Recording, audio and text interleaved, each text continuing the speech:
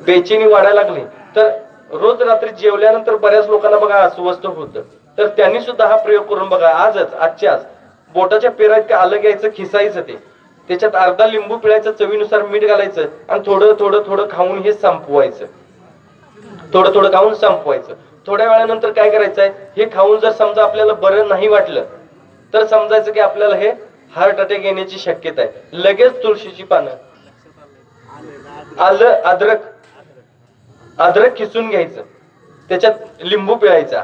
लिंबू माहिती आहे ना, लिंबूच म्हणतात, लिंबू पिळायचं आणि चवीनुसार मीठ घालायचं. ते थोडं थोडं थोडं खाऊन संपवायचं.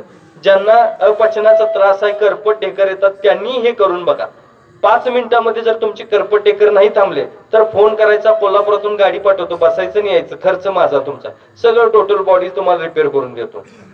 आणि चॅलेंज देऊन एवढं करतो मी, कारण कसं आहे, हे मला फार गॅरंटी आहे आणि फार विश्वास आहे या गोष्टीवरती, म्हणून मी करतो. माझी श्रद्धा आहे खरं तर निसर्गावरती, आणि त्या निसर्गाच्या श्रद्धेतून मी सांगतो की तुम्ही बरे होऊ शकता. म्हणून अद्रक घ्यायचं, खिसायचं, त्याच्यात लिंबू पिळायचं, चवीनुसार मीठ घालायचं, थोडं थोडं खाऊन संपवायचं.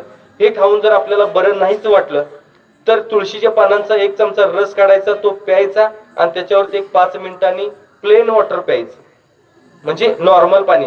जास्त गार पाणी घ्यायचं नाही, एकदम गरम पाणी घ्यायचं नाही, प्लेन वॉटर जे असतंय तेच प्यायचं. हे पिल्यानंतर मला सांगा 10 मिनिटात तुम्ही बरे होणार म्हणजे होणारच. कुठे दवाखान्यात जायची गरज लागत नाही. नाहीतर बघा, हार्ट अटॅक आला की माणसं भिवून मरतात. हार्ट अटॅकनं मरणारी माणसं 2%च आहेत आणि भिवून मरणारी 98% आहेत. नुसतं आला की आता माझं काय खरं नाही, सपलं, आता मी येलो म्हणतात नाही, मरतात. तर भिवू नका, हे भीतीमुळे जास्त होते. असे कितीतरी इलाज आहेत आपण घरच्या घरी करू शकतो साध्या साध्या गोष्टीतून.